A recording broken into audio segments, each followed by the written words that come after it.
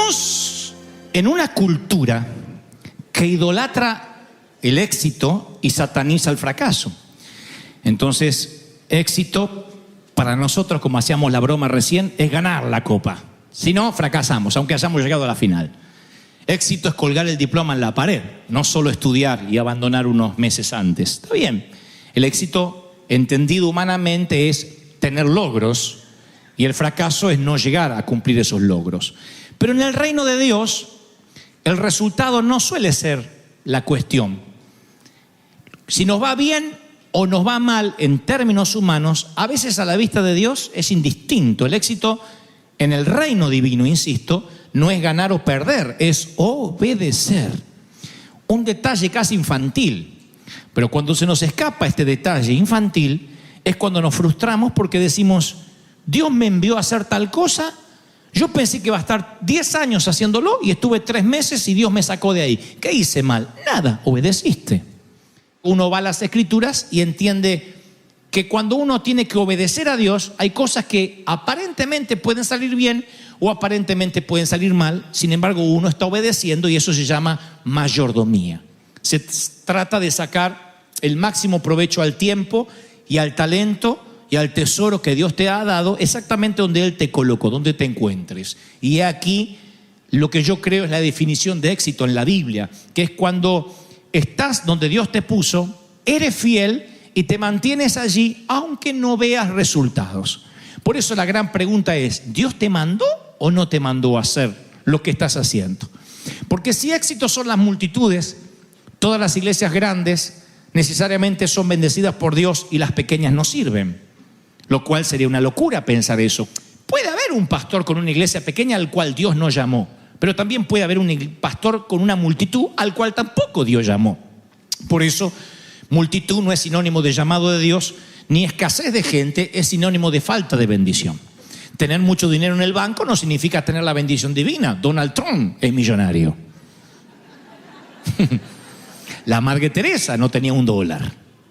Entonces, ¿qué es estar en la voluntad de Dios? ¿Un automóvil nuevo? ¿Cuántos delincuentes, cuántos narcos manejan autos 0 km, autos del año? ¿Cuántos narcotraficantes a los cuales le va aparentemente bien? ¿Son exitosos? Y sí, en términos humanos lo son.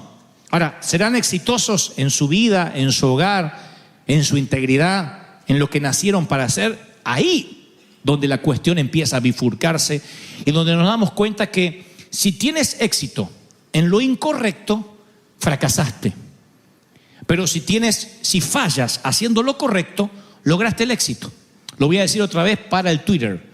Si tienes éxito en lo incorrecto, has fracasado. Si fallas en lo correcto, si te equivocas haciendo lo que Dios te mandó, has tenido éxito. Aunque digas: pero yo no vi fruto. ¿Y quién dice que Dios te manda por el fruto? ¿Y si los frutos no se ven hasta que después que te mueras? Si estás haciendo una obra que pertenece a un gran engranaje que no puedes ver porque obviamente no eres Dios. ¿Cuántas veces un jefe de compañía o un presidente de la República hace un cambio, un enroque en el tablero de sus Fuerzas Armadas, de su Senado? Y claro, el senador que es cambiado o el soldadito que es reasignado piensa: está loco el presidente, ¿por qué me cambió? Porque no ve el panorama general. Yo suelo contar siempre un testimonio, y digo siempre porque hasta lo he puesto en los libros, que alguna vez de niño escuché que me pareció extraordinario. Las Asambleas de Dios envían un misionero a Nueva Guinea, a una isla llamada Papúa. Y este misionero, además de ser predicador, es médico. Él abandona la carrera de medicina para predicar en Nueva Guinea y es enviado, comisionado por las asambleas. Llega a la isla y el cacique, el que comanda la tribu, le dice que ahí no podrá predicar nunca a Dios, que ellos tienen sus propios dioses y que si va a hablar de Dios, él va a ser decapitado. Así que ante esa invitación tan sutil, decide el misionero cerrar la boca, pero tiene un plan B. Recuerda que él es médico y le dice: ¿pero podría ejercer la medicina? El cacique de la tribu le dice que sí. Podría vacunar a los niños, atender a las que están de parto, traer medicinas del continente, pero nunca jamás hablar de Dios. Y si lo ven con una Biblia, lo decapitarán. Así que informa a las asambleas de Dios cuál es la nueva situación. Y las asambleas le dicen, quédate porque tarde o temprano han de cambiar de opinión. Y pasan meses, pasan años, pasan décadas y el cacique nunca muere y nunca cambia de opinión. Y solo este hombre puede ejercer medicina. ¿Qué dicen las asambleas de Dios? Hemos mandado un misionero que fracasó. Un tipo que debiendo haber predicado no ganó un solo alma. Así que las asambleas reasignan a un nuevo misionero que llega y otra vez lo recibe el viejo cacique, ya más viejo, y le dice al nuevo enviado algo como, bienvenido, puede usted predicar todo lo que sea y hablar de su Dios. El nuevo misionero pregunta por qué al anterior no lo dejaron y a él sí. Y el cacique dice, es que por la vida que tuvo el misionero anterior, por la forma en que nos sirvió, que atendió a nuestras madres, que vacunó a nuestros niños y hasta ofrendó su vida, debe tener un Dios demasiado grande al que queremos conocer. Así que las puertas están abiertas, la isla es suya, predique. Así que este evangelista nuevo, este misionero, enseguida hace una campaña y se salvan cientos a causa de quien había ofrendado su vida en silencio, sirviendo en la medicina. ¿Qué dijo las asambleas de Dios cuando envió al segundo misionero? Por fin enviamos un tipo exitoso. Tal vez el segundo fue exitoso, pero el primero fue efectivo. Y la efectividad no necesariamente tiene que ver con el éxito. Lo tenemos que aprender a la hora de una compañía, a la hora de emprender una pareja, a la hora de emprender una iglesia, que la efectividad se mide de diferente forma que el éxito. Por eso, alguna vez también oí la historia de alguien que tenían que amputarle una pierna gangrenada y cuando se despertó, el médico dijo, tengo una muy buena noticia y una mala. La muy buena es que usted no tuvo sangrado, no demasiado, la anestesia le tomó muy bien, la operación duró menos de lo que esperábamos y la mala noticia es que aunque la operación fue exitosa, cortamos la pierna equivocada. Entonces, ¿la operación fue exitosa? Sí. ¿Fue efectiva? No. Y la vida continuamente nos pone en ese camino donde tenemos que decir, tengo que obedecer. Y así como el valor no es ausencia de miedo, el éxito tampoco es ausencia del fracaso. A veces cuando Dios nos asigna un lugar, vamos a sentir que ante los ojos de los demás fracasamos. A veces sentimos que nos fue mal. Hay gente que no se puede perdonar y dice, yo fracasé en el matrimonio. Y ese fracaso lo lleva a cuesta por años. Pero a lo mejor es algo que tenía que ocurrir en tu vida. A lo mejor es algo que determina un cambio. A lo mejor esa empresa cuando quebró es que Dios tenía un plan superior. Entonces hay cosas que nos pasan en la vida que hoy no entendemos por qué nos pasan. Decimos, ¿y por qué me toca pasar eso? ¿Y por qué ese entrenamiento? ¿Qué sé yo? David nunca se imaginó cuando niño, que cuando practicaba lecciones de música, que ese don de la música, ese talento, lo iba a posicionar como miembro de la corte del rey Saúl. Y tal vez cuando el padre le decía, ve a practicar música, decía, ay, me toca tocar piano. Eso fue la puerta de acceso a que pudiera estar en la corte del rey Saúl, si no él nunca hubiese escuchado ni se hubiese enterado de lo que pasaba ahí en la corte. Mientras que practicaba arrojando piedras con la honda cuando cuidaba ovejas, nunca se le pasó que esas habilidades lo iban a catapultar a la fama nacional. Y capaz que alguna vez maldecía, ¿y por qué a mí me toca cuidar ovejas? ¿Y por qué mis hermanos están todos allá y a mí me toca la peor parte, ser el renacuajo de la familia? Porque Dios lo estaba entrenando. Incluso cuando David ya era adulto y andaba escondiéndose en cuevas como fugitivo, Dios estaba trabajando en su capacidad emocional para escribir salmos que iban a tocar las fibras de miles de personas años más tarde. Por eso digo siempre, el hecho que algo no sea parte del plan de tu vida no significa que no sea parte del plan de Dios. Porque uno planifica la vida, yo quiero estudiar de esto, dedicarme a esto y casarme con este o con esta. Y Dios dice, sí, ese es tu plan. Por eso dice alguien, si quieres que Dios se ría, cuéntales tus planes a Dios. Porque Dios tiene otro plan. Dios está trabajando en un plan, dice, agradable, perfecto.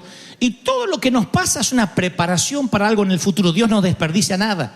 Él dice, yo voy a aprovechar cada experiencia, cada habilidad, cada error que hayas cometido, lo vamos a aprovechar. Cada error, cada metida de pata, Dios la va a capitalizar, porque te aseguro que la pata no la vuelves a meter de la misma manera. ¿O no? Te confías una vez, la segunda vez dices, no me vuelve a pasar. Ahora, este es el punto, miren. Dice la palabra en Hebreos, el escritor a los Hebreos, dice, me faltaría tiempo, lo dice así, para hablar de Gedeón, Barak, Sansón, Jefté, David, Samuel, los profetas, los cuales por la fe conquistaron reinos, hicieron justicia, alcanzaron lo prometido. Miren qué éxito. Cerraron bocas de leones, apagaron la furia de las llamas, escaparon del filo de la espada, sacaron fuerza de la flaqueza, se mostraron valientes en la guerra y pusieron en fuga, a escapar a los ejércitos extranjeros. Yo digo, ese es el éxito, yo quiero estar ahí. Pero sigue escribiendo. Dice, otros sufrieron burlas, azotes, incluso cadenas, cárceles y muerte. Está todo en el mismo episodio de los héroes de la fe. Mi pregunta es, ¿solo la primera mitad tenían éxito? ¿Quiénes tenían éxito? Los que apagaron llamas, los que conquistaron reinos, cerraron bocas de leones. ¿Y la otra mitad? Los que murieron en cárcel, los que los mataron a golpe, los que fueron serruchados en dos. ¿Tuvieron éxito o no tuvieron éxito? Están en el mismo capítulo los héroes de la fe. No entender este principio te puede causar frustración. La voluntad de Dios, obedecer a Dios, no es un plan de seguro. No es una aseguranza como la que le sacamos al automóvil. Choqué, pero gracias a Dios estaba asegurado. Fracasé, pero gracias a Dios estaba asegurado. Acá no hay seguro en esta tierra. La voluntad de Dios puede que sea un plan peligroso. Podría ser que te maten, dice la palabra. ¿Y eso de qué serviría? Bueno, si Dios recibe la gloria, misión cumplida. La recompensa que vamos a recibir en la eternidad va a ser mayor que la temporal que tengamos acá. Todo se reduce si donde estás es la voluntad de Dios. Si estás obedeciendo, eso se llama mayordomía en todas las cosas. Si te metiste solo, si pediste solo, si nadie te envió y te bajaste de la barca, a lo mejor no es la voluntad de Dios. Y a eso se reduce la diferencia entre el éxito y el fracaso, que Dios nos habló también la semana pasada. Presten atención a esto. La Biblia, hay un pasaje en las Escrituras en Jeremías que ningún otro episodio bíblico es tan personal para mí como este. Es mi base para el ministerio de toda la vida. Me pertenece a mí y yo le pertenezco a Él. El mismo llamado. Siento como si fuera mi llamado. Fue lo primero que leí cuando era chiquito y nunca más volví a olvidarlo. Es cuando el Señor le dice a Jeremías, antes de formarte en el vientre, ya te había elegido. A mí eso me trajo una tranquilidad bárbara, porque siempre pensé que fue una noche de avivamiento del viejo no planificado. Así que se ve que Dios le subió la temperatura al viejo porque me tenía que formar. Antes de que nacieras, continúa diciendo el Señor, ya te había apartado. ¿Qué significa apartado? No estás en el montón. Eso me dio otra tranquilidad más grande, porque siempre pensé que era parte de los Goebbels, de todos los locos borrachos que estaban ahí. Sigo siendo parte de los locos, pero astemio. Pero ahí está. Te había nombrado ya antes de que nacieras como profeta para las naciones. O sea, Él decidió formarme, porque uno piensa que se formaron solos. Si yo me hubiese formado solo, primero me hubiese puesto otra cara. Pero Dios antes ya lo había planificado. Y después dice, y antes que naciera, ya cuando estabas en el vientre, para que no quede en duda, el concepto se repite. Yo ya tenía un plan contigo. Tu destino, Dante, fue antes de ti, fue escrito tu guión antes de que nacieras. Antes que fueses concebido, Dios tenía un guión para mi vida.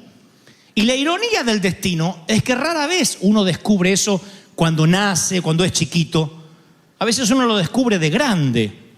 A veces uno se da cuenta que nuestro legado a lo mejor empieza a expandirse cuando ya somos adultos. Uno piensa, si fui gestado por Dios, ¿por qué de niño ya eso no lo supe? A veces andamos errantes por la vida, pensamos que somos un accidente simplemente porque alguien violó a nuestra madre.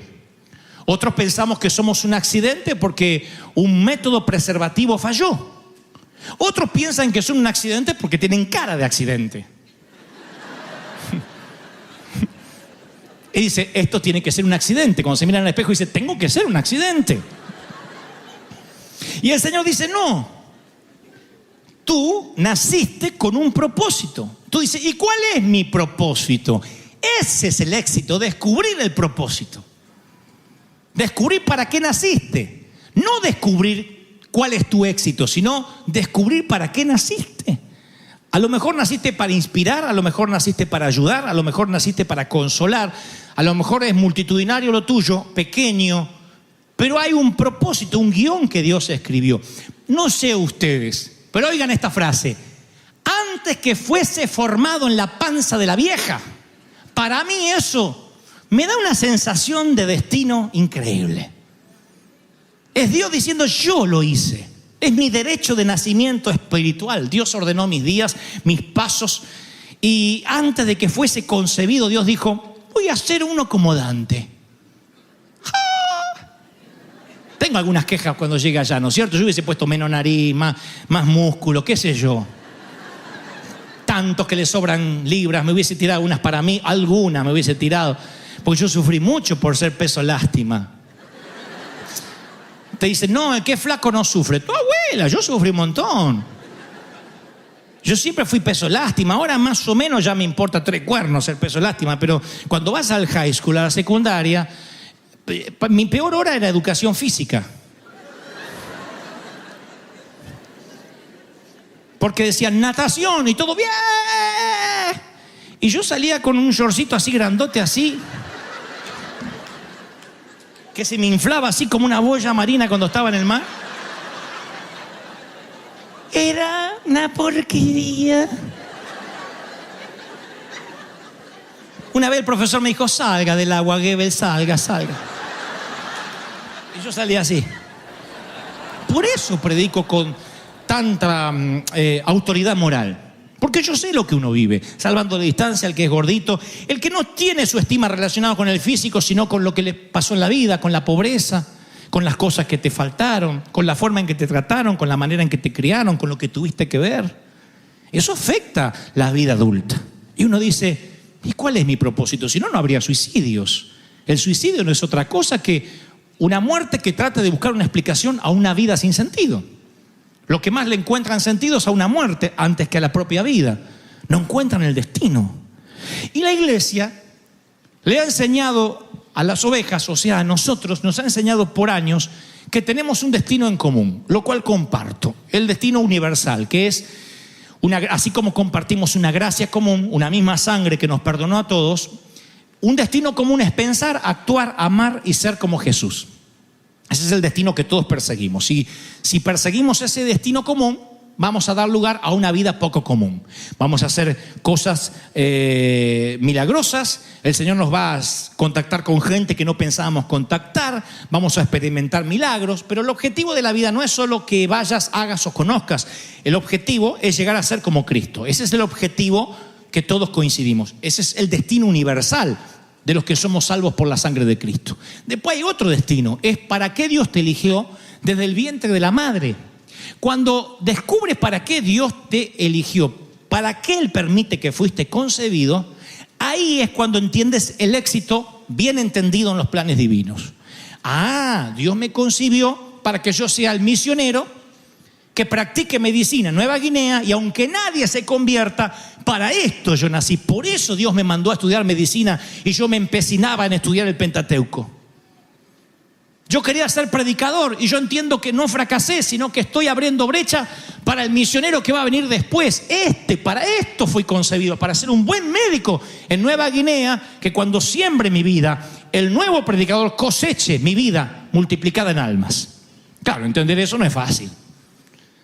Cuando te toca el momento de pasar angustias, tristeza, pobrezas, dices, ¿y esto en qué me suma? ¿Y ese fracaso en qué me sumó? A ver, ¿en qué me sumó? ¿Qué aprendí? ¿En qué me sirvió eso? En lo que te sirvió es que el Señor quiere que crezcas a su imagen y semejanza, pero el destino, así como la felicidad, no es algo que descubres buscándolo. No lo encuentras buscándolo. El destino lo encuentras buscando a Dios. Entonces, cuando tu destino te encuentra, buscas a Dios y tu destino te encuentra. Buscas al Señor y Dios dice, bueno, ahora vas a obedecer, vas a hacer lo que yo te digo y ¡pum! Tu destino te encuentra. Eso es lo fascinante de la vida. Entonces vuelvo al renacuajo que les contaba en la piscina o en la alberca de natación de la secundaria. Cuando tu estima está tan dañada, cuando te dicen que fuiste un susto, un retraso femenino y no un hijo esperado, eso trata de definirte a cómo te vas a parar en la vida. Entonces, cuando todo el mundo dice, ¿ves? No estás teniendo éxito, tú empiezas a creer y defines tu vida conforme el éxito humano. Por eso uno tiene que buscar a Dios y decir, Señor, ¿quién soy en ti? Apagar todos los sensores a oír las voces humanas y oír la voz de Dios. Esa es la pregunta que le vamos a hacer al Señor. ¿Quién eres en Él? ¿Por qué naciste? ¿Por qué estás en esta tierra? Tu destino no lo determina tu cónyuge. Ay, yo me hice a mi esposa, me hice a mi marido. No, no te hiciste. Cediste, amaste o no, pero tú no estás, tu destino no está ligado a tu cónyuge siquiera. Tu destino no está ligado a tus padres. Tu destino no está ligado a tus hijos. El destino es único. Tu destino está en la compañía que diriges, en la empresa para la cual trabajas, bajo el empleador con el cual estás, o no está tu destino ahí. Destino en el sentido que me pregunto si estás obedeciendo a Dios por estar ahí.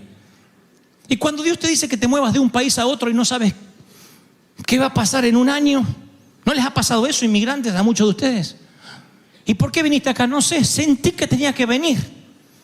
¿Y qué te deparaba el destino? No sé, yo solamente obedecí a Dios. Sal de tu tierra y de tu parentela. Y me gustó lo de la parentela, dicen algunos, por eso me vine.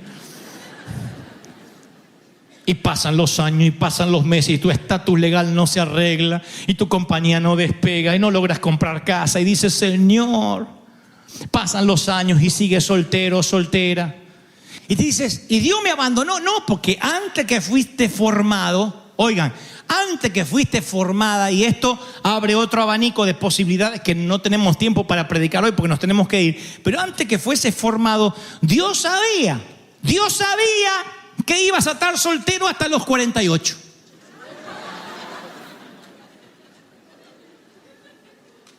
Eso se llama la soberanía de Dios. Dios sabía.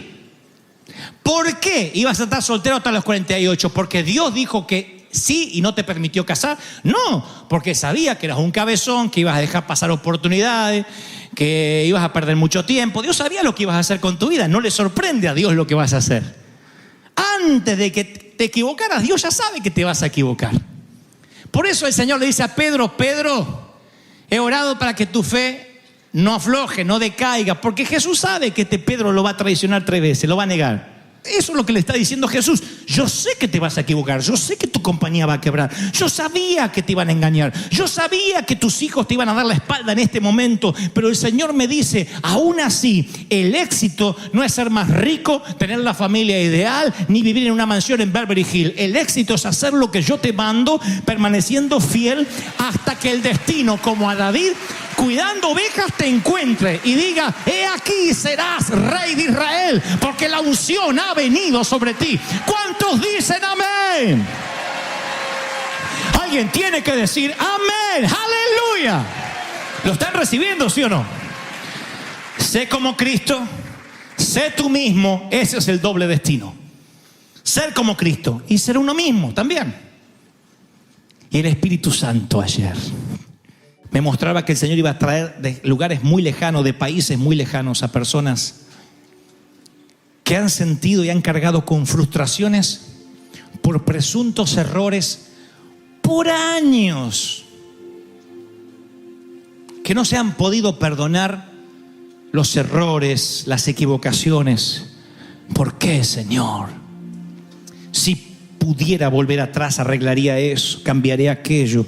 Y el Señor me dice, no. ¿Qué entiendes por éxito? Todo lo que te tuvo que pasar, te tenía que pasar. No lo reconoces o quizás no lo logras ver, pero eres una mujer distinta luego del divorcio. Estás fuerte. Lógico que a los 15 no soñabas con estar divorciada a esta edad. Ni a los 18 te propusiste contraer cáncer a los 40. Ni que te extirparan los senos a tu edad o que perdieras un hijo. No era la planificación, hablamos de eso. Es un plan B del Señor. Es un plan que no estaba en tu cronograma de vida, ¿no? pero pasa. Y cuando pasa tú decides, o te lloras, te pones a llorar al lado del fracaso, o te reinventas y dices, Señor, esto me va a fortalecer más. Voy a capitalizar la piedra para que no vuelva a tropezar. Voy a ayudar a otros porque nadie como yo los va a entender tantos como yo. Lo que trato de decir que antes de escribir este sermón, el Señor me dijo, diles que arrojen las frustraciones y no se las lleven de regreso a casa. Y hoy esas frustraciones se llaman errores, equivocaciones. Yo tuve que reconciliarme con el flaquito del short gigantesco. Me reconcilié conmigo. Hoy me quiero. Hoy me caigo simpático. No voy a salir en short acá por cuestiones de buen gusto. Pero hoy me reconcilié conmigo. Han pasado muchos años y digo, ¡wow! Gracias a que era un renacuajo, hoy los que comparten mi edad en la escuela secundaria son unos viejos pelones y gordos. Y yo a mí de lejos se me ve joven. Tiene su problema. Azotó la ciudad, se cobró la ciudad de Bahía Blanca, que es una ciudad justamente en la provincia de Buenos Aires. Se cobró 13 vidas, 13 víctimas, cortó el suministro eléctrico de toda la ciudad. Entonces hay un club muy famoso de fútbol ahí, un club Olimpo, que nos conectamos con ellos a ver cómo podíamos ayudar. Y este es lo que nosotros llamamos el plan emergencia. Lo hicimos en Acapulco, para los que nos siguen. Lo hicimos con la tragedia de Acapulco también, con este desastre natural. Lo hicimos en su momento en El Salvador, cuando hubo unas inundaciones atroces. Lo hicimos en Venezuela, en varias partes de México. Plan emergencia cuando no está en la agenda, no está en el catálogo, pero nos enteramos de algo y entonces inmediatamente, si podemos, ayudamos. Llegan muchos pedidos de ayuda. Ahora hay incendios, me decían, en gran parte de Chile. Me decían, van a hacer algo, porque somos como el 911.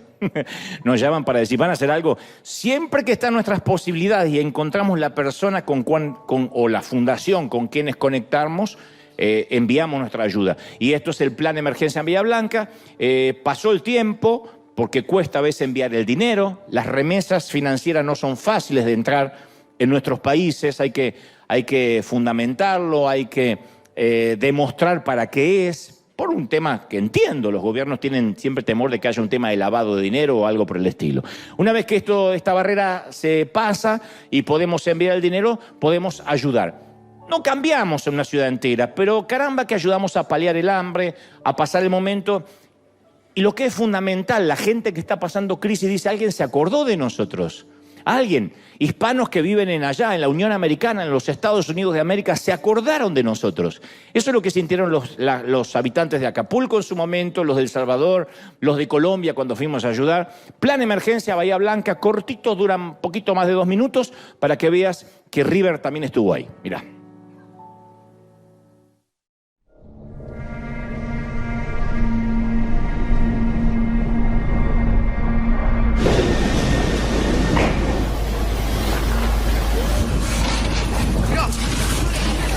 Este es el drama de las personas que perdieron absolutamente todo. A formidable thunderstorm in the city of Bahía Blanca.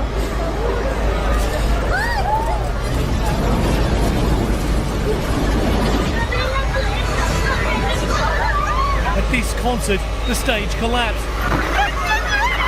The winds were so powerful, passenger planes were blown across the tarmac.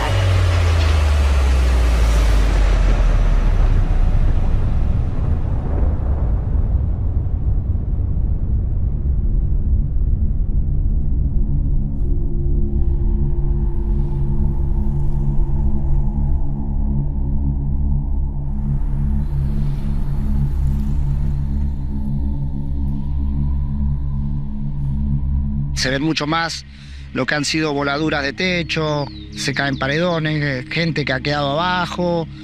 Y bueno, de esto, de la única manera que se sale es ayudándonos el uno al otro, ¿no? La mayoría de toda la gente que está acá no tiene nada, no tiene ni siquiera casa porque se destruyó. Mi casa es de chapa, en eso se vuela los vidrios de la ventana, me lo explota el viento y el techo cae encima mío. Quedé aplastado con el techo y gracias a Dios pude salir. Todos quedamos en la nada, o sea, fue feo, fue triste. Parte del lugar donde vivía yo, de mi barrio, está todo destruido. Tengo a mi padre que es grande y se cayó un árbol.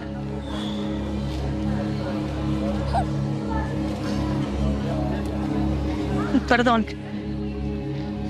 Pero todo esto me está sofocando. El estar acá, el vivir esto y estar viva y tener a mis hijos vivos, eso estoy muy agradecida, pero hay que empezar de nuevo.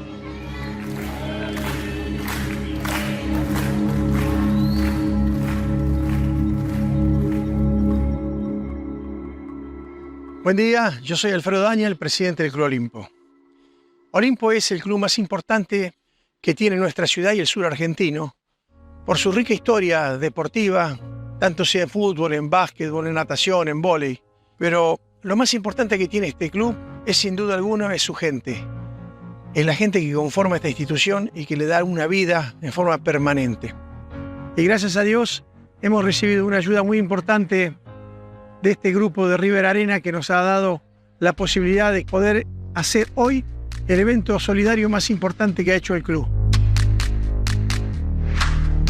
Hoy se van a entregar 2.000 bolsones de comida a 1.000 personas y al mismo tiempo se le va a entregar golosinas y juguetes a todos los que vengan acá. Así que hoy va a ser un día de mucha alegría y de mucha felicidad. Gracias a la donación de River Arena, el club abrió sus puertas para poder hacer una donación a todas aquellas familias que perdieron los techos o están sin la posibilidad de llevar un plato de comida a su casa.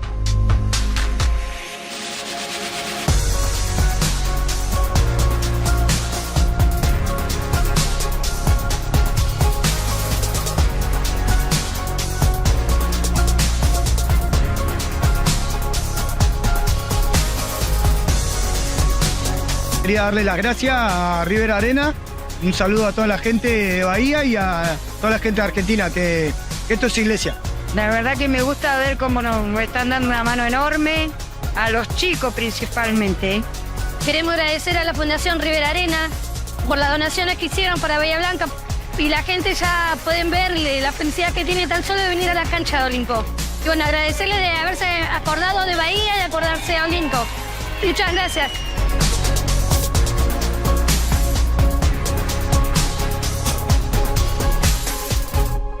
Esa es tu semilla, tu siembra. Yo decía hace un ratito antes de conectarnos que el valor agregado que tenemos en River es que todo el mundo sabe dónde va la ofrenda, dónde va la semilla, dónde van los diezmos, y eso es algo maravilloso. No digo que todo el mundo lo tenga que hacer, pero en nuestro caso nos da mucho resultado de decir, no solo Dios bendice al dador alegre, sino que todos los recursos siempre son administrados para bendecir gente. No solo en nuestro caso en Uganda, en la India, en México, en donde tenemos misiones, sino que también en sitios donde de pronto una ayuda les demuestra de que hay gente que los ama. Eso es lo importante. Porque aquí no necesariamente se les termina necesariamente predicando, sino que se les dice Dios los ama. Pensamos en ustedes, Jesús está con ustedes, Dios no los olvidó. Y ese es el mayor mensaje. No se predica explícitamente, pero sí de esta manera, y esto demuestra más que nunca que somos iglesia. Y por cuanto lo hicimos por los pequeñitos, lo hicimos por el Señor. Así que felicitaciones, gente, por haber sembrado, y felicitaciones a los que mandan la semilla desde cualquier parte del mundo. Bahía Blanca, firme, no aflojen, ¿eh? Muy bien. ¿Estamos listos, gente amada, sí o no? Muy bien.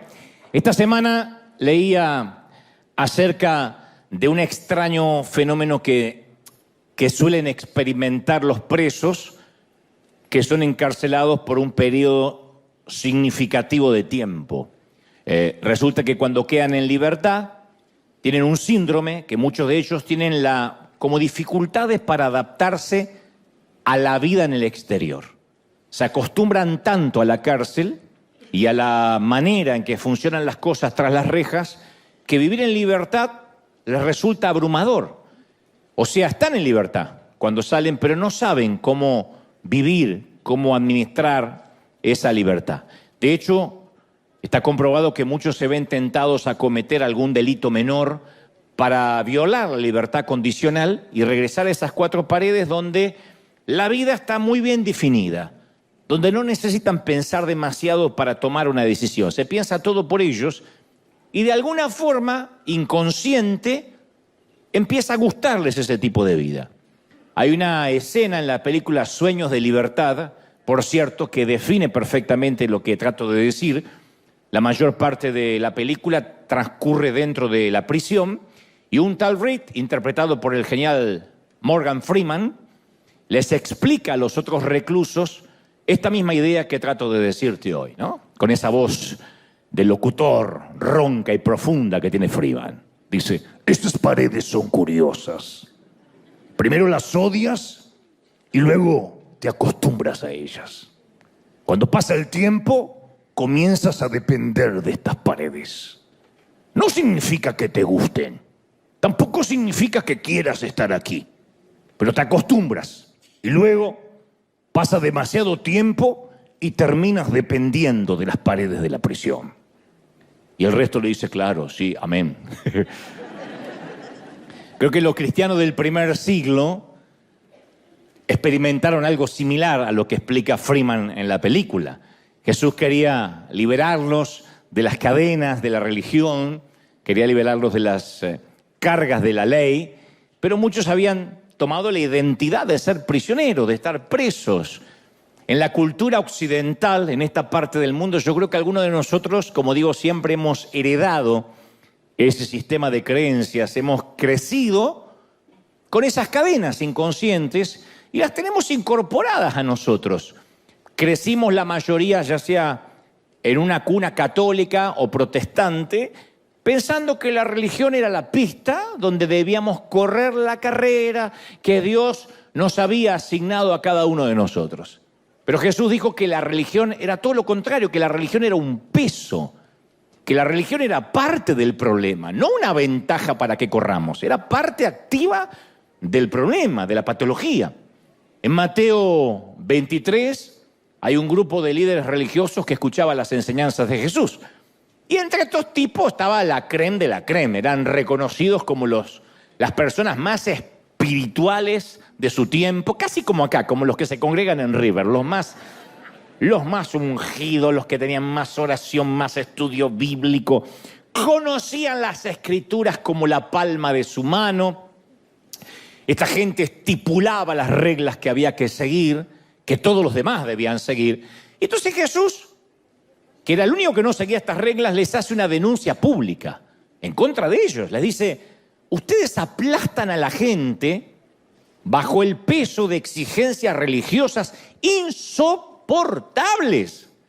Y jamás los veo mover un dedo para aligerar la carga de nadie. Entonces la religión, yo digo, siempre resultó seductora porque es un sistema que nos permite medir cuán buenos somos respecto a los demás. Eso es lo que produce la religión. Los religiosos de los tiempos de Jesús habían desarrollado una exhaustiva lista de reglas, más de 600 leyes, y después subleyes, como pequeños anexos de qué se podía hacer, qué no se podía hacer. Incluso excedían a la ley hebrea, eran mucho más que 10 mandamientos. Y ellos hallaron maneras de aclarar todos los puntos grises. Por ejemplo, si Dios daba un mandamiento, ellos inventaban 100 maneras de obedecer ese mandamiento. Le agregaban siempre cosas, agregaban carga. Cada nueva regla significaba un nuevo peso en la espalda del corredor. Entonces el que llegaba y decía, yo quiero conocer a Dios, le decían, bueno, pero tienes que seguir todas esta serie de reglas. Por ejemplo, Dios pidió honrar el sábado como día de reposo. Que iban a trabajar, que debíamos trabajar 6 días y un día reposar, dedicárselo al Señor. Ahora el tema era, ¿qué implicaba honrar? ¿Qué incluye honrar? Esa era la parte gris. Y los fariseos se encargaron de explicarlo, de decir, yo les voy a explicar qué significa honrar. Habían decidido y decretado que una persona en sábado solo podía caminar 1000 metros en el día de reposo. Si tenías el baño lejos y no llegabas, te fregaba, porque solo podías caminar 1000 metros. Si se bajaban de un burro, no podían quitarle la silla de montar al burro, porque eso era considerado trabajo. Si una gallina ponía un huevo el sábado, no podían comerlo, porque la gallina había trabajado en el día de reposo. Pobre gallina. No se podía amasar, no se podía hornear, no se pueden unir dos hilos, separar dos hilos, coser, escribir, tocar un instrumento, encender y apagar fuego. Actualmente los judíos ortodoxos no pueden cortar papel higiénico el día sábado. Están pensando, ¿y cómo se las arreglan? Yo también. Lo cortan el día anterior. Porque cortarlo es trabajo. Pero yo creo que ir al baño también es un trabajo para algunos. Entonces, el punto era sentirse mejor con uno mismo y poder ser más crítico con los demás. Yo cumplo la ley y veo quién no la está cumpliendo. Eso sucedía en el pasado y sucede en la actualidad. Las personas llegan a la iglesia y a veces los líderes repartimos un montón de pesas para que corran la carrera. Le hacemos la carga más pesada. En vez de hacérsela más liviana, la persona dice, yo acepté al Señor, tengo una nueva vida, ¿qué tengo que hacer? Y le ponemos un montón de reglas que ahora tiene que cumplir porque ahora es cristiano. Hay cosas que no puede hacer, hay cosas que tiene que empezar a hacer, hay cosas que tiene que cumplir. Y tiene que venir a un seminario para bautizarse y otro seminario para aprender la Biblia y no faltar a la reunión de varones o a la reunión de mujeres, según. No puede faltar al ayuno, a la oración, tiene que empezar a buscar al Señor. Entonces, le damos un montón de... Además de lo personal, ¿no? De qué puede, qué no puede hacer, cortar con los viejos amigos, cortar con la fiesta, con la parranda, con el tequila, un montón de cosas. Con el picoso, si el caso es que es mexicano. Y, por ejemplo, la Biblia nos enseña que debemos vestirnos modestamente. Porque ustedes dirán, bueno, pero ya no hacemos eso que si la gallina pone un huevo no lo podemos comer. No, porque nosotros no guardamos el sábado, pero este es un ejemplo. La Biblia dice que debemos vestir modestamente. Y nosotros también interpretamos las zonas grises. Porque la pregunta es, y bueno, ¿y qué incluye modestamente? Bueno, según en cada cultura. Porque si le preguntamos a las personas de Medio Oriente y África del Norte, ¿qué es ser modesto o modesta? Ellos dirían que cualquiera de nuestras mujeres occidentales de sana doctrina, que usan falda larga y muestran su cabello, serían comparadas a una prostituta. Porque en Irak, Libia, Arabia Saudí, Sudán, las mujeres tienen que vestir en público una túnica larga, generalmente negra, hasta los tobillos, un velo para cubrir la cabeza, el cabello, y se les ven únicamente los ojos. La mayoría no sabe con quién se está casando. No sabe si es la chica o el suegro que está disfrazado. Ahora, sin embargo, en Occidente, al igual que los judíos en la época de Jesús, nosotros tenemos que definir qué es vestir modestamente. Es decir, bueno, hay sitios que dicen que las mujeres, por ejemplo, no usen pantalones, que los vestidos no sean muy ajustados, que las faldas nunca estén por encima de la rodilla. Nosotros tenemos que definir las zonas grises, como hacían los judíos. Otro ejemplo, la Biblia nos enseña que no debemos permitir que ninguna palabra corrompida salga de nuestra boca. ¿Cuáles son exactamente esas palabras corrompidas? Porque hay muchas palabras mexicanas, muchas son tan creativos. Muchas palabras españolas. No saben cómo yo sufro cuando me toca ir al viejo continente, España. Que para mí son insultos groseros. Son insultos. Y otras palabras argentinas que para mí no significan nada malo. Pero que yo las he probado de decir y avergüenzan y sonrojan al extranjero. Y dice, no digas esa grosería. Y para el argentino no es una grosería. Y lo mismo pasa para el salvadoreño, para el colombiano, para el costarricense. ¿Qué son las palabras corrompidas? Tampoco podemos tomar el nombre del Señor en vano, pero sí podemos decir, ay, my gosh, my goodness. Es decir, podemos cambiar un poquito la pronunciación para poder usar el nombre de Dios en vano sin tener que nombrar a Dios necesariamente. La Biblia dice que guardemos nuestro corazón y ante la duda de todo lo que eso podría implicar, le agregamos cláusulas, le agregamos subcláusulas. Añadimos cosas como no mirarás películas con mucha sangre, no escucharás música secular, porque eso es cuidar el corazón. Cuando aparezca una escena erótica o de sexo, adelantarás esa parte de la película rapidito. Puedes escuchar a Taylor Swift y algo de Luis Miguel, pero nunca algo del estilo de Maluma o Bad Bunny, jamás. Que además si lo escuchas es de mal gusto, ¿no? Entonces vamos agregando nuevas cargas a la lista. A ver, no estoy haciendo un juicio de valores de lo que está bien o lo que está mal. Lo que trato es dar ejemplos de cómo cuando la Biblia nos dice algo tratamos de buscar qué quiso decir y definir las zonas gris. Bueno, ¿qué es vestir modestamente? Hay iglesias donde no dejarían entrar a la mayoría de las mujeres que están aquí. Porque dirían, no, con pantalones no, con ese tipo de falda no. Porque ellos definen qué quiso decir el Señor con modestamente. Y insisto, si vas a Medio Oriente, todas, ninguna entraría y ninguno de los varones tampoco. Entonces, lo que tratamos a veces de hacer es agregar cositas que nos parecen a nosotros y después las predicamos como si fueran dichas o escritas por el dedo de Dios. Porque para un religioso no hay nada más divertido que revisar las reglas, enmendarlas, agregarles cosas y luego exigírselas a los demás. Entonces la religión nos da esa sensación de superioridad. Como esos tipos musculosos que van al gimnasio con la camiseta ajustada. Porque hay tipos que van al gimnasio para tener músculo y para estar en forma y tener salud. Y otros que van para que los vean. Es una cuestión de hedonismo, de esteticismo. Esos tipos que van así y todo el tiempo y se aceitan todo el tiempo y están así y pasan al lado y se miran. Están enamorados de ellos, se aman. Y le agregan más peso a la barra.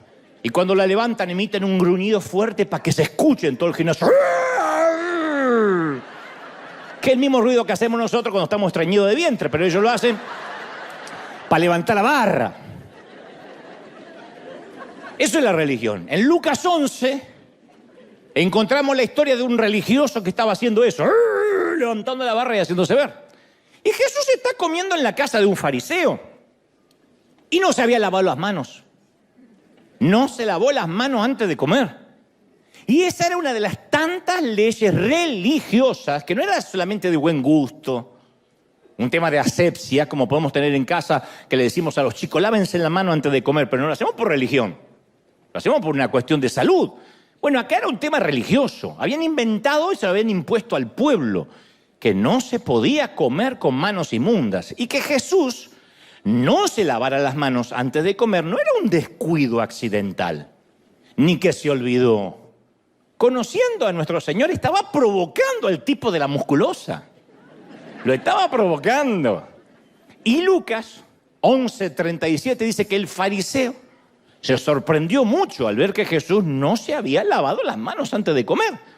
Entonces Jesús le dijo, ustedes los fariseos me hacen reír, se lavan por fuera, pero por dentro son mala gente. No ayudan a nadie, les roban a las personas, necios. ¿No se dan cuenta que el que hizo lo de afuera también hizo lo de adentro? Ahí es cuando da el ejemplo de los vasos sucios. Le dice, ¿de qué sirve tener un vaso limpio por fuera y por dentro tener lleno de putrefacción? Nosotros somos similares a los fariseos. Capaz que no mostramos la insignia de habernos lavado las manos, pero decimos, esta es mi insignia de nunca haberme emborrachado. Oh, esta es mi insignia de que yo nunca probé el cigarrillo. Esta es mi insignia que yo nunca tuve sexo antes del matrimonio. Esta es mi insignia que yo paso tiempo a solas con el Señor. Esta es mi insignia de que soy una persona de ayuno. Esta es mi insignia que tengo una familia perfecta. Y en realidad, cada vez que alardeamos de nuestras insignias, tendríamos que devolver la insignia de la humildad, que es una de las que más nos gusta alardear y mostrar, ¿no? Pero los fariseos convirtieron la santidad en una competencia religiosa de levantamiento de pesas. A ver quién puede levantar más carga, quién puede soportar más peso. Y Jesús, insisto, vino a quitarnos el peso y la religión de encima. Me encanta una versión de la Biblia, El Mensaje, cómo parafrasea las palabras de Jesús en Mateo 11:28, porque dice, ¿están cansados?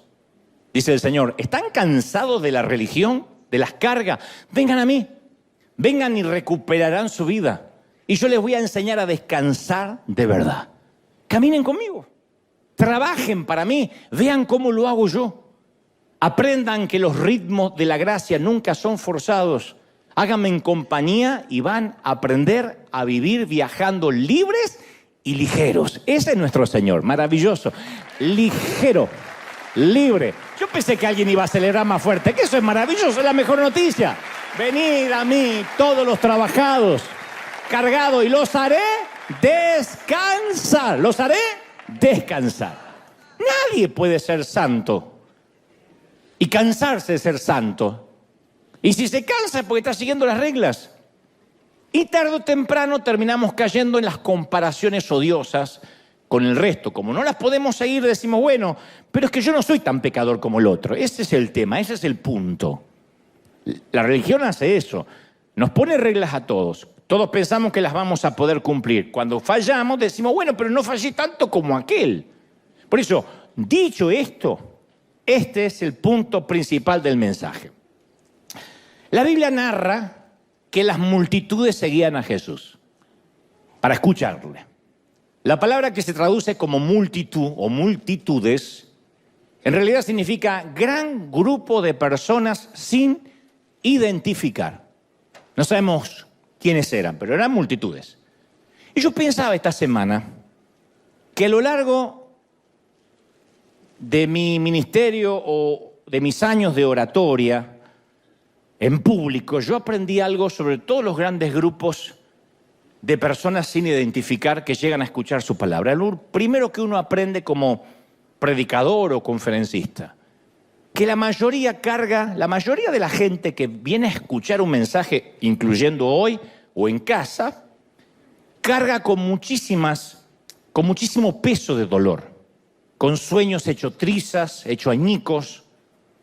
Reunir personas, reunir historias tristes, siempre. Reunir gente, reunir muchas historias tristes. Así se reúnan en un velorio, en un funeral, en un cementerio, en el Super Bowl, en una final de fútbol o para celebrar la Navidad. Si hay un grupo grande de gente, hay un montón de historias tristes, de gente que disimula, que finge, que no muestra lo que le está pasando, pero son historias tristes. Esto es algo que siempre yo noto cada vez que me pongo de pie para transmitir un mensaje aquí o en el resto del mundo. Y cuando digo historias tristes, no me refiero a un mal día en la oficina, en la cafetera no te anduvo, o nos rayaron el auto, se nos mojó el celular, o agarramos mucho tránsito de regreso a casa. No, yo hablo, porque esos son incidentes molestos que nos pasan a todos, que sabemos que pasan los días y serán anécdotas menores y hasta motivos de risa, que se nos mojó el celular, gracias a Dios, porque entonces me decidí a comprar el otro. No, yo me refiero a cuando nuestra hija está en cuidados intensivos tras un grave choque con el auto y no estamos en la sala de espera diciendo, bueno, en algunos días nos vamos a reír de esto. No te vas a reír nunca de esto. O cuando vamos camino al cementerio y sabemos que nuestra vida ya no va a ser nunca más la misma sin esa persona. El tiempo va a sanar las heridas, pero no te vas a reír de este momento caminando al panteón. Yo hablo de esos momentos, donde tocamos fondo, donde nos quebramos y sentimos que la vida se nos acabó tal como la conocíamos. Yo lo llamo momentos 9/11, a propósito del fatídico 11 de septiembre, del atentado a las Torres, donde todos tenemos un 9/11, donde la vida nos cambió. El 9/11 cambió nuestra manera de viajar, nuestra manera de subirnos a un avión, cambió la seguridad en el mundo. Bueno, todos tenemos un 9/11, un crack en la vida. Es probable que tu vida se haya quebrado cuando tu papá y tu mamá te sentaron a la mesa de la cocina siendo pequeño y mencionaron por primera vez la palabra divorcio. O cuando recibiste ese llamado para avisarte que tenías que ir urgente al hospital porque había habido un accidente y no te podían dar más datos. Eso es un 9/11, un crack. O aquel mensaje de texto que no tenías que haber visto, en el que descubriste que tu cónyuge tenía una aventura. O tal vez tu jefe, que ese viernes te llamó y te dijo que iban a prescindir de tus servicios. Como dicen los gringos, te vamos a dejar ir. Pues yo no quiero irme, pero te vamos a dejar ir. Entonces, yo estoy consciente que cada vez que predico, estoy hablándole a todas esas historias tristes, en principio, a priori, de los demás. Es probable que ahora mismo a mi izquierda estén los padres cuyo hijo lucha contra el cáncer.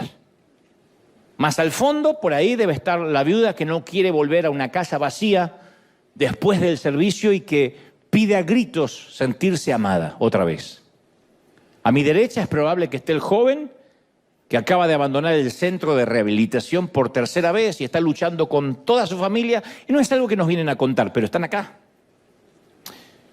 Y detrás está esa pareja que no saben si continuar juntos o aquí atrás, pero no dejan de pensar en cómo eso va a afectar a los niños. Entonces, cada vez que yo me paro a predicar, soy consciente de todas esas historias, aunque no las conozca personalmente. Yo no puedo venir acá a empoderarlos, a gritarle que confiesen que todo está bien, en el nombre de Jesús, repita conmigo, porque eso es insultar a priori vuestra inteligencia. Segundo es subestimar lo que te está pasando. Entonces, el día que yo me olvide en mi llamado lo que significa estar al otro lado del mostrador, en los zapatos del otro, ese día el mensaje que considero Dios pone en mi corazón va a perder efectividad y va a perder peso. No va a significar nada, me voy a convertir en un coach, en un motivador, porque no estoy consciente de lo que es estar del otro lado. Dicen que el gran escritor y ganador del Pulitzer, y aparte Nobel de Literatura, Ernest Hemingway, hizo una apuesta.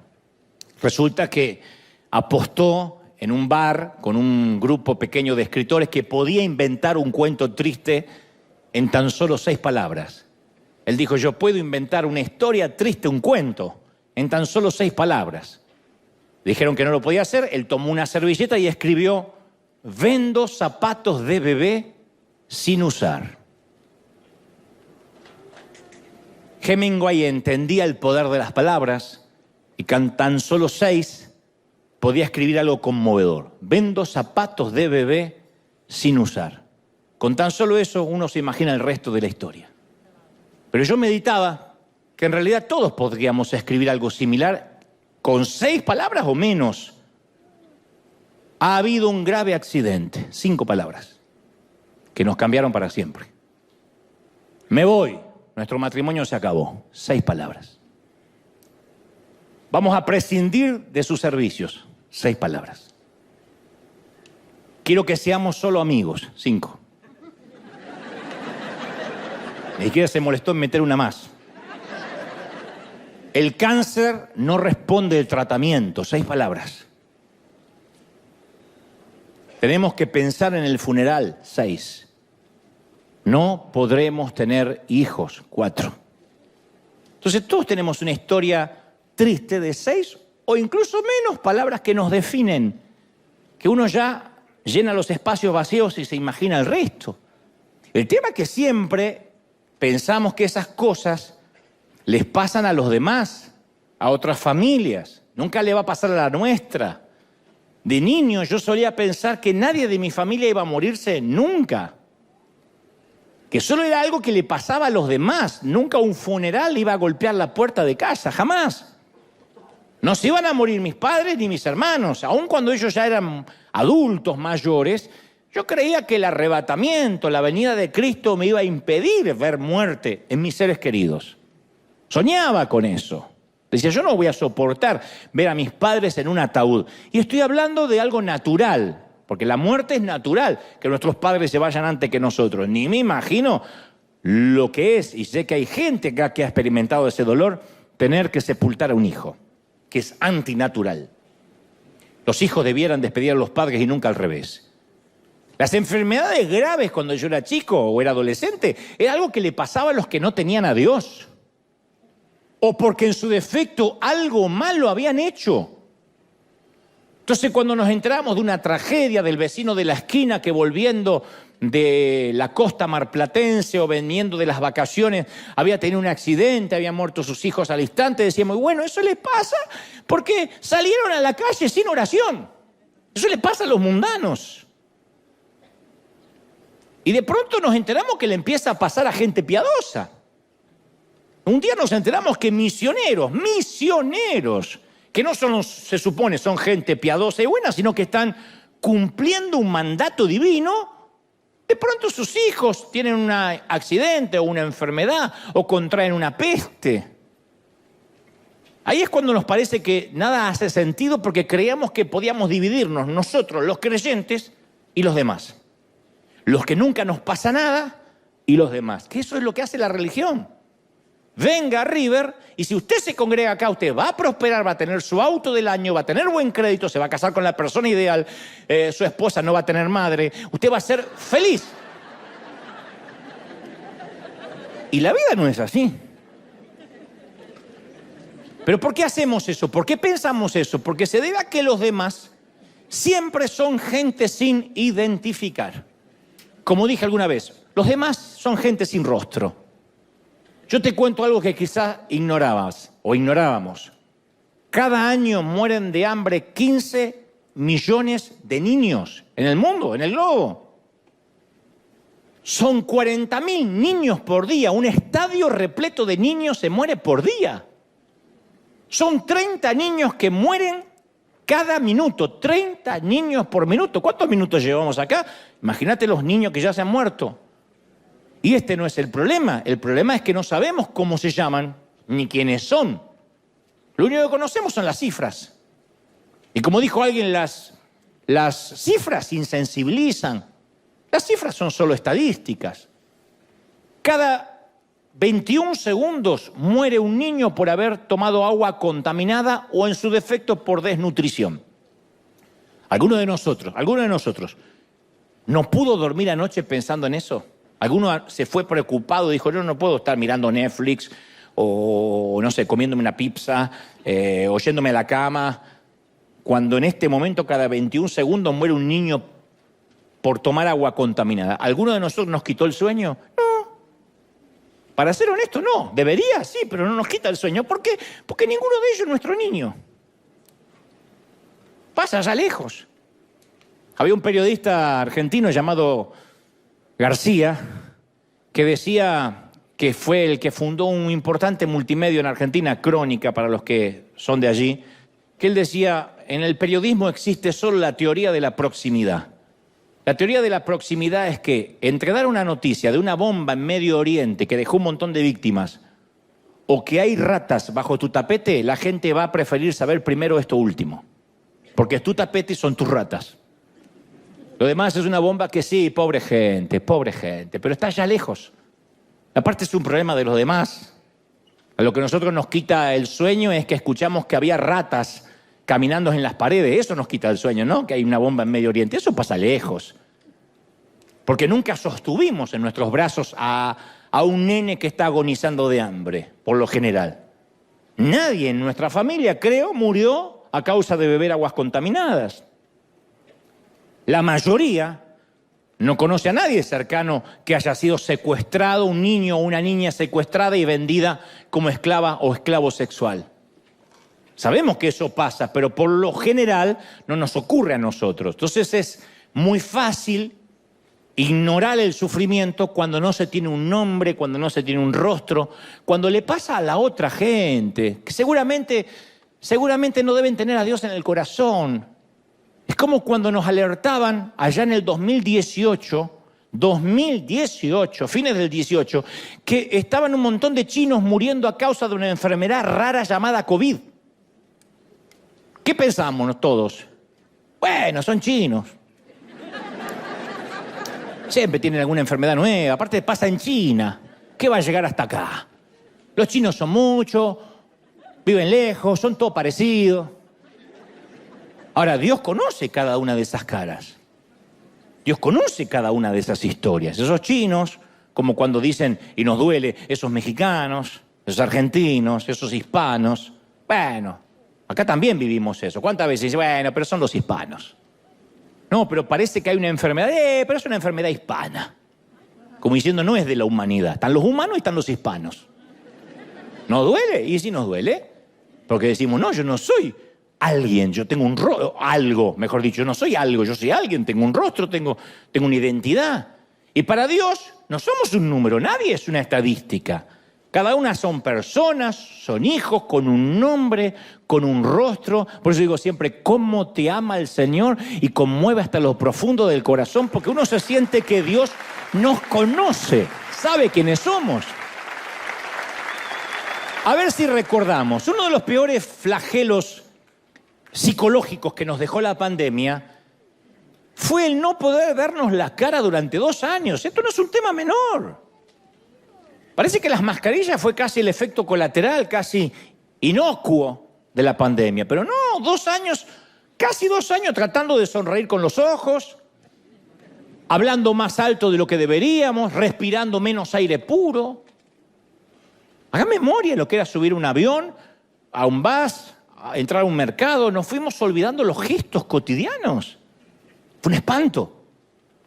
Fue un espanto el tener que hablar con un mesero, con un empleado del banco, una cajera y no saber qué transmitía su rostro. Porque la mayor pérdida que nos impuso la mascarilla fue la de la sonrisa, porque la sonrisa es el elemento que acerca a las personas, que da confianza, que da credibilidad. Caramba, que lo saben los políticos. Siempre se sacan fotos sonriendo, aunque sean el diablo encarnado. Por eso es una ironía y una locura haber visto a pastores predicar con tapabocas. O a adoradores y músicos con la cara tapada. Entonces, luego de que pasa la pandemia, nos quedó una sociedad mucho más triste, mucho más desconfiada, una sociedad mucho menos empática. Aquel que crea que la pandemia solo fue eso, una pandemia, no entendió que el mundo cambió tal como lo conocíamos. Quedó una sociedad mucho más iracunda y menos empática. De hecho, había un síndrome que muchos no quieren ni querían sacarse la máscara, porque ya no tenían que sonreír, porque ya no tenían que mostrar su cara, no tenían que maquillarse, no tenían que disimular, y decía, yo me la voy a seguir poniendo de por vida. Hubo gente que necesitó un tratamiento psicológico, terapia para sacarse la máscara. Porque ya no hay que simular, ya no hay que poner una expresión facial para agradar al otro, ni siquiera lavarte los dientes si no quieres. Por eso hay tanta gente que luego de la pandemia no quiso regresar a las iglesias. Claro, porque algunos le tomaban la temperatura antes de entrar, las higienizaban con alcohol o los mandaban de vuelta si estornudaban. Entonces se genera, no. Entiendo la asepsia, entiendo la pandemia y el contagio viral, pero yo me sentí discriminado. Y a partir de ahí uno cierra el corazón. Se da cuenta que puede vivir sin la iglesia, sin congregarse, sin un pastor. Muchos se preguntan, ¿por qué luego de la pandemia muchas congregaciones nunca más volvieron a llenar sus asientos? Hay gente que desapareció. Y yo las entiendo, voy a ser un poco el abogado del diablo en esto, pero las comprendo. Gran parte de ellos se sintieron sin empatía, que les negaron la sonrisa. Yo sé que no tuvimos opción, pero eso es lo que la gente siente y uno no puede cambiar lo que siente. Entonces, cuando uno no puede ver el rostro de alguien, es simplemente o un enemigo o alguien que se murió, que quién sabe quién es, o seguramente estaría haciendo las cosas mal.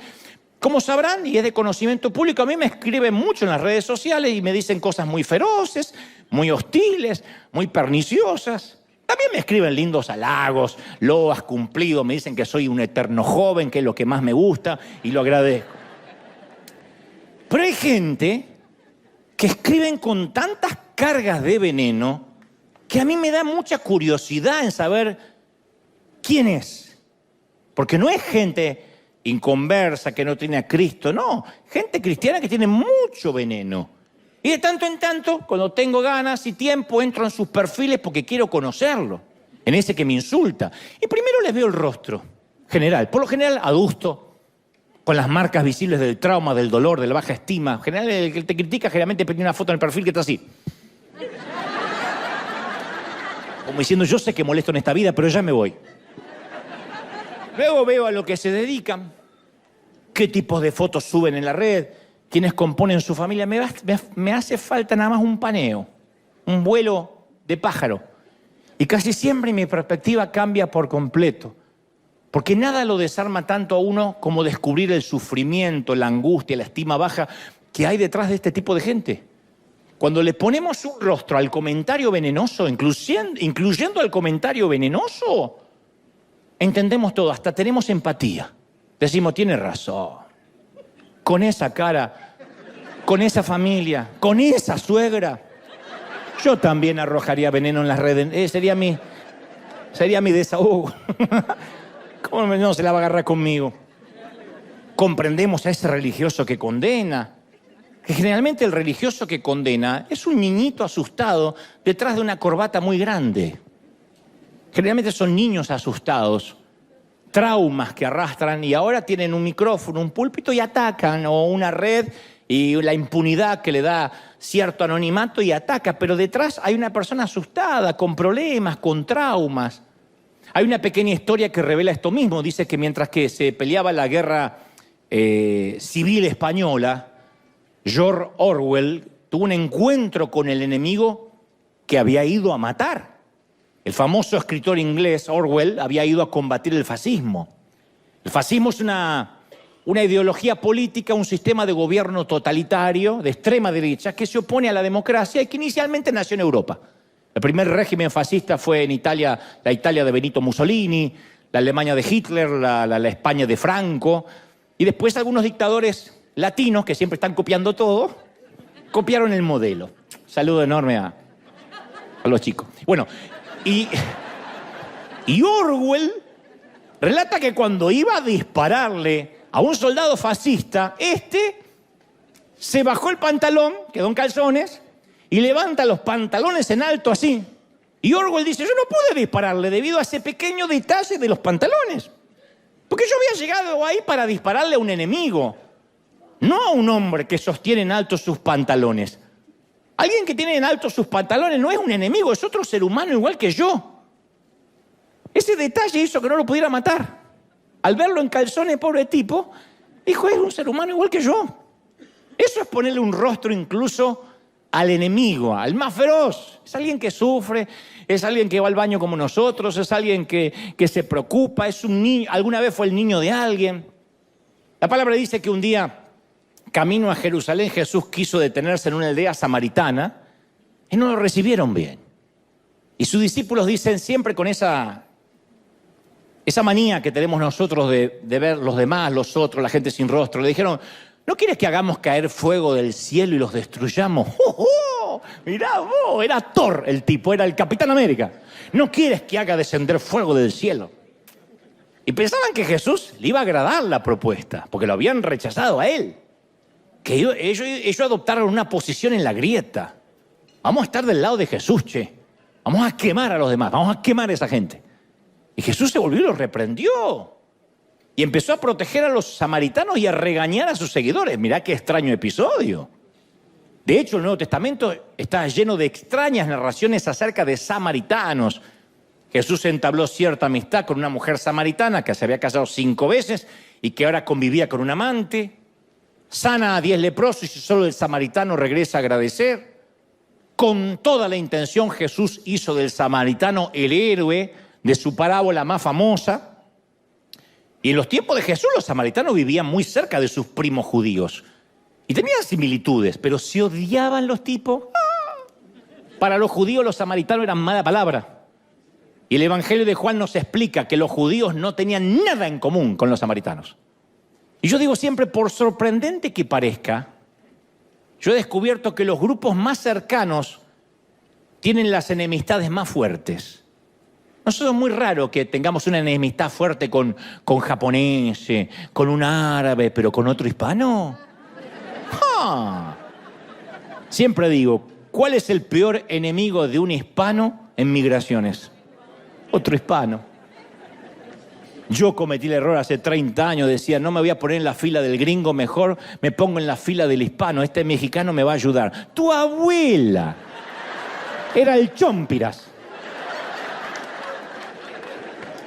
¿Y por qué viene? ¿Y que me está mintiendo? Y yo veía al gringo que hacía, next. Le digo, ¿por qué no fui con ese hueso colorado? Me vengo con este. De alguna forma la gente que somos parecida, generalmente se genera más rencilla.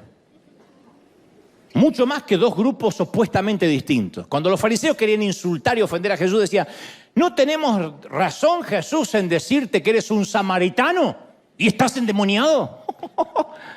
Y Jesús rechaza la acusación de estar poseído, pero no dice nada con el insulto racial. Él dice, no estoy poseído, pero nunca se defiende con eso de que eres un samaritano. Porque nunca odiamos a quien tiene una religión extraña, pues no lo entendemos. El problema radica cuando nos peleamos quién de nosotros, los evangélicos, tiene la exclusividad de Cristo, quién es el dueño de la verdadera franquicia. Y este es profeta verdadero, aquel es medio falso, este no es el verdadero. De ahí surgen las divisiones de la doctrina. Bueno, pero este no es el punto. Hay una magnífica conferencia en TED de la socióloga Brené Brown, donde ella habla acerca de la vulnerabilidad, que tiene millones de reproducciones, y cada vez más. Y uno de los factores importantes de la popularidad de esta conferencia es que todos queremos esa enorme libertad de poder admitir que somos como los demás, que llegamos al límite, que estamos quebrados, que tenemos historias tristes de 5 o 6 palabras. Ella dice, todos somos esa gente. Todos en algún punto somos los demás. Nosotros somos los demás de los demás. Pensamos que somos nosotros y los demás. No, todos somos los demás de alguien. Primero hay que aclarar a quiénes llamamos nosotros los demás.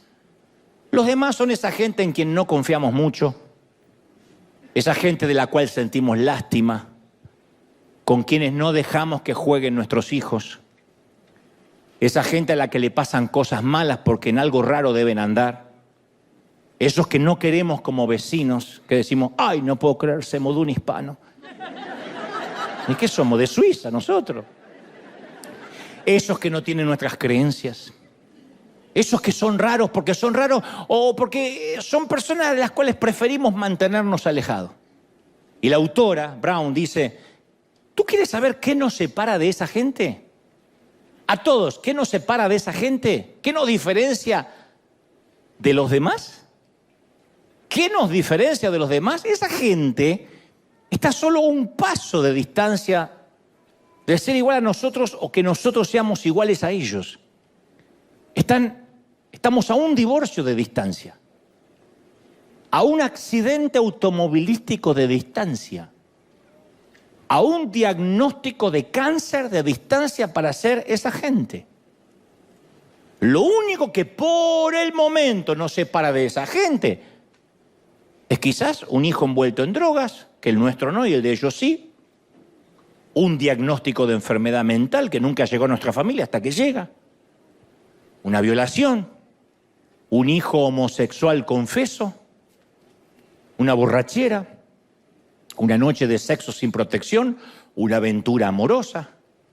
Nosotros también somos los demás para alguien. De nosotros también hay gente que dice, no te juntes con esos. Me parece que esa gente es rara. Alguien nos ve como raros. Yo adhiero y coincido plenamente con Brené Brown porque no nos damos cuenta que nosotros también somos esa gente que a lo mejor le grita en la calle al que hace una mala maniobra y después llegamos a la iglesia y sonreímos.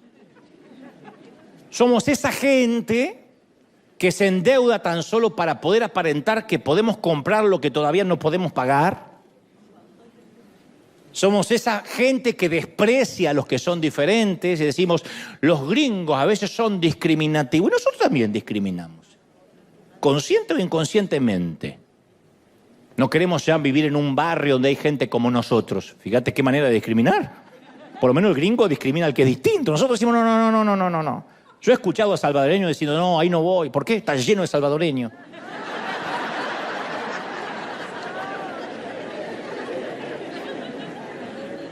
Somos esa gente que en ocasiones visita sitios que no debería ver en internet para luego borrar el historial con vergüenza. Somos esa gente que trabaja 15 horas por día para mantener un estilo de vida que nunca tenemos tiempo ni siquiera para disfrutar. Somos esa gente con puertas rotas de un puñetazo o descolgada de sus bisagras porque un día las cerramos violentamente en un ataque de ira. Somos esa gente que se pasa 3 horas en las redes sociales tratando de convencer a los demás que nuestras vidas son mejores que las de ellos. Y no nos damos cuenta que estamos tan quebrados como los demás, que la religión es la que hace que nos pongamos en la vereda de enfrente. Pero somos esa gente. No somos nosotros y los demás. Todos podemos tener el mismo accidente, el mismo hijo que nos confiesa lo mismo, descubrir una infidelidad, todos.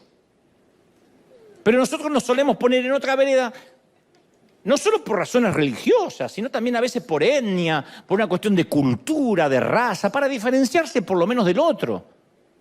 Y el punto es que estamos conscientes que somos pecadores, pero siempre nos parece mejor demostrar que existen peores pecadores que nosotros. Eso nos da una sensación de, bueno, yo no puedo cumplir la ley, pero hay otros que la pueden cumplir menos. Capaz que no nos vestimos tan modestamente, pero bueno, existen mujeres que vienen a la iglesia que visten mucho peor que yo, y esa sí parece una cabaretera. No tenemos el matrimonio perfecto. Ay, pero yo conozco parejas que tienen problemas gravísimos, que él hasta le pega a ella. Nuestros hijos tienen problemas de rebeldía, pero normales, de la adolescencia. Yo conozco un matrimonio que la hija se confesó lesbiana. Pobre mamá, eso es un problema. Siempre estamos viendo que los demás están peor. O sea, estamos quebrados, pero en lugar de correr al Señor y decir, yo tengo este problema, nos pasamos la vida como el fariseo diciendo, menos mal que no soy como los demás. En vez de decir, sé propicio de mi pecador. Pero buscamos siempre gente que esté peor y en comparación no nos hagan sentir tan quebrados. Y de ese modo ya no somos esa gente. Al menos no somos como los demás. Hay una famosa canción de Alberto Cortés que justamente se llama Los Demás. Tiene una letra maravillosa, no la voy a cantar, pero le voy a parafrasear la letra, que dice, nunca estamos conformes del quehacer de los demás.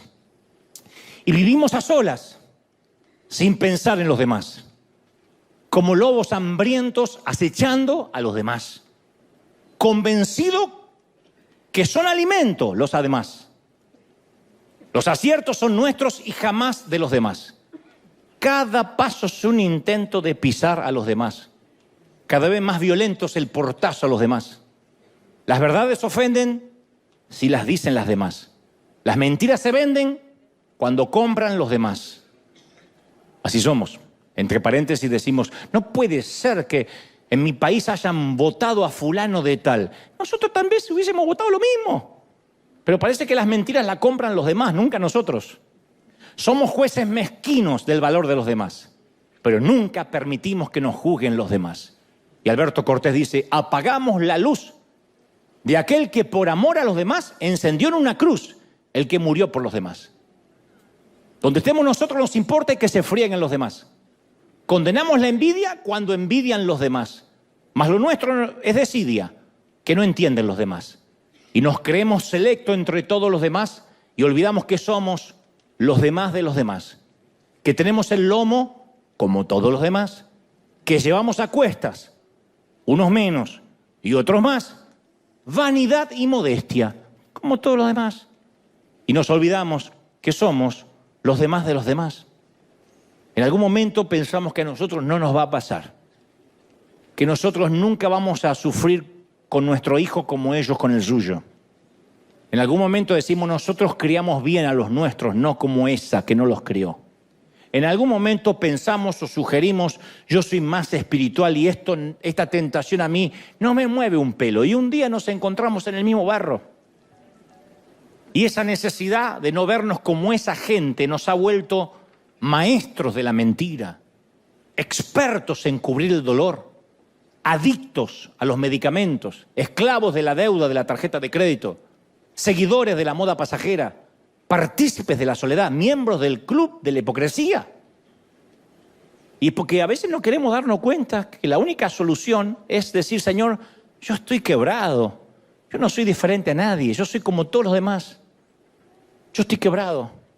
Cuando vemos por internet y descubrimos un ministro o alguien que nos enteramos que cayó, que cometió un error, decimos, mirá cómo puede ser, esto avergüenza el Evangelio. Nosotros también lo avergonzamos, nada más que a lo mejor no somos tan públicos. Pero si tu vida fuera pública, a lo mejor avergonzarías también el Evangelio. Y mucho más que esta gente. Entonces, ¿qué nos queda? Estar quebrados, es lo que pide el Señor. Y por quebranto me refiero a reconocer que necesitamos ayuda. Que somos pobres en espíritu, bienaventurados los pobres en espíritu y que no tenemos nada para ofrecer. Y en nuestra cultura eso es algo muy difícil. La gente paga fortunas para ir a seminarios para que los empoderen, nunca para que los quiebren. Hagan un seminario que digan quebranto. No va nadie, ni la suegra del tipo que predica. Van para que los empoderen. Empodérate, empodérate, mujer. Mujer, empodérate. Así, pero... Y salen empoderadas las Dora, las profetas, las exploradoras. Y los tipos también. Ay, el Señor te va a empoderar. Y el Señor nunca habla de eso, habla de quebrarnos. El quebranto nunca va a ser trending topic.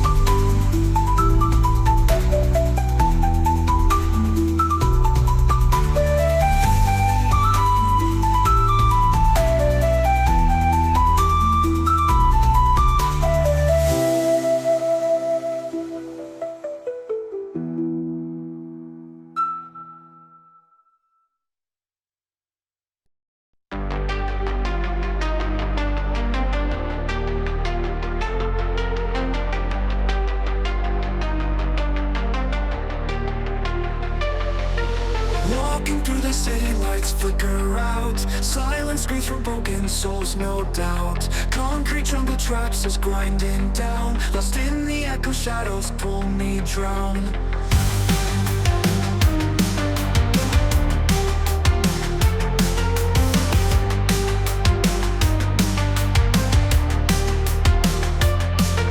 Streetlights buzzing, whispers in the dark. Neon shadows glowing, leaving marks. Pavement breathes our stories, old and cold. Past and future twisting, all unfold. We are lost in neon nightmares. Ghosts of dreams, electric flares. Running fast but going nowhere. In the maze we live in despair.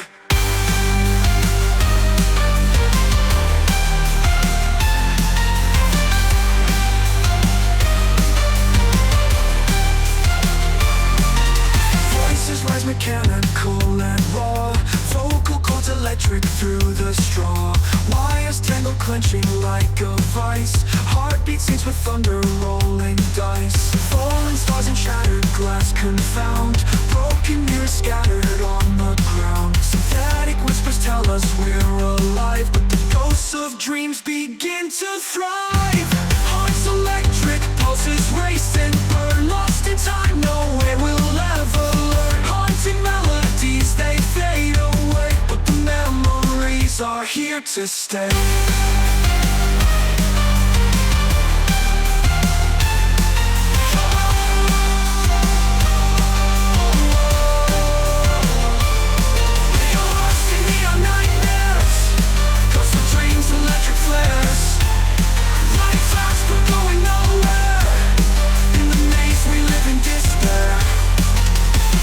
In the distance, a flicker of light.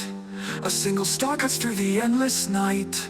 A tiny spark, a whispered prayer. Maybe hope can bloom even here in the neon air.